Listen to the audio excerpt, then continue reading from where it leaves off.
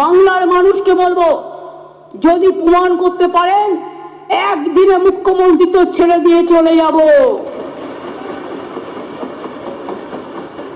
কিন্তু আপনি মুখের ভাষায় আপনি বিরোধী দল নেতা হিসাবে যে অ্যালিগেশন করেছেন, আমি প্রধানমন্ত্রীকে চিঠি দিয়ে জানাবো, এ কথা আপনি বলতে পারেন কিনা? আর যদি আমি টেররিস্ট হই, প্রধানমন্ত্রী আমাকে জানাবেন। আমাকে বলেছে আমি নাকি হিন্দু ধর্মকে তাচ্ছিল্য করি, আর আমি মুসলিম লীগ করি।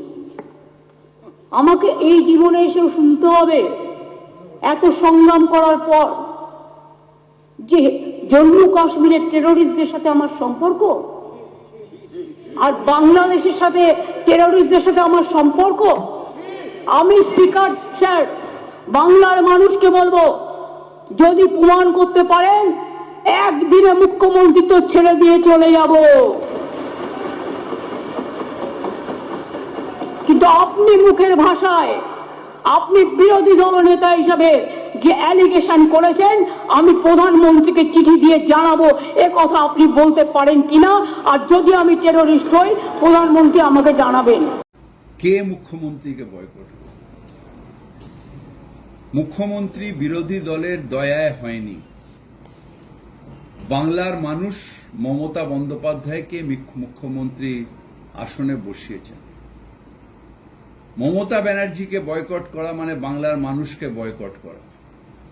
বিজেপিকে বাংলার মানুষ বয়কট করে দিয়েছে, তাই ওরা এখন বাংলার প্রতিনিধি মমতা বন্দ্যোপাধ্যায় যে উচিত কথা বলে, বাংলার স্বার্থে কথা বলে, তাকে বয়কট খেলা করবার চেষ্টা করছে।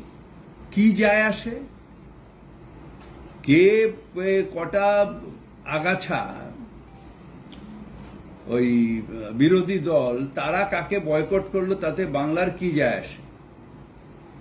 বাংলার মানুষের আশীর্বাদ নিয়ে মমতা ব্যানার্জি ছিলেন, মমতা ব্যানার্জি আছেন, মমতা ব্যানার্জি থাকবেন। আমার যতবারই দিদির সঙ্গে দেখা হয়েছে, তিনটে সাবজেক্ট নিয়ে যদি কথা হয় তার মধ্যে একটা ঘাটাল মাস্টার প্ল্যান থাকেই। এবং কিছুদিন আগে অবধি যেদিন বাজেট হলো, যেদিন বাজেটে পেশ হলো, সেদিনও আমার সঙ্গে কথা হয়েছে। এবং ওনার এটা ড্রিম প্রজেক্ট। আমরা ওনাকে ছাড়া কোনো কাজ করতে চাই না, এবং ওনার কাছে ওনার ডেটটা আমাদের কাছে খুব ইম্পর্টেন্ট।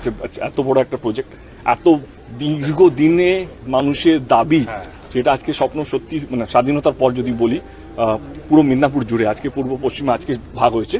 এটা তো পুরো একটা মিদনাপুর ডিস্ট্রিক্ট ছিল। আমার মনে হয় পুরো মিদনাপুর ডিস্ট্রিক্টে যদি সবচেয়ে বড় প্রজেক্ট যদি স্বাধীনতার পর হয়ে থাকে, সেটা হচ্ছে এই ঘাটালের বন্যাটাকে নিয়ন্ত্রণ করা, সেটা হচ্ছে ঘাটাল মাস্টার প্ল্যান।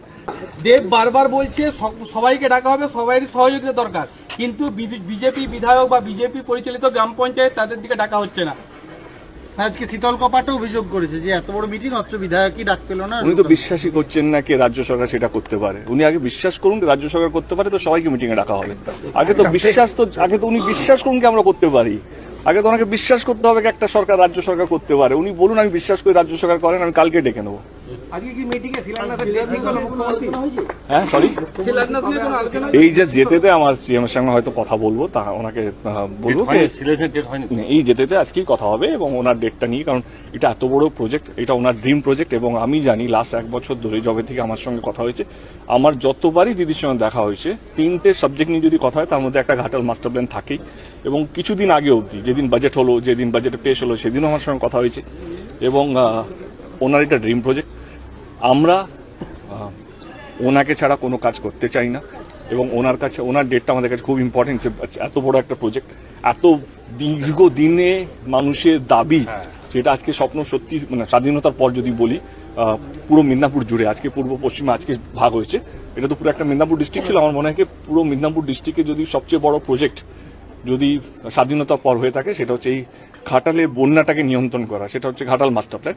এত বড় প্রজেক্ট আমরা দিদি উপস্থিতি ছাড়া আমরা করতে পারি না। কারেক্ট।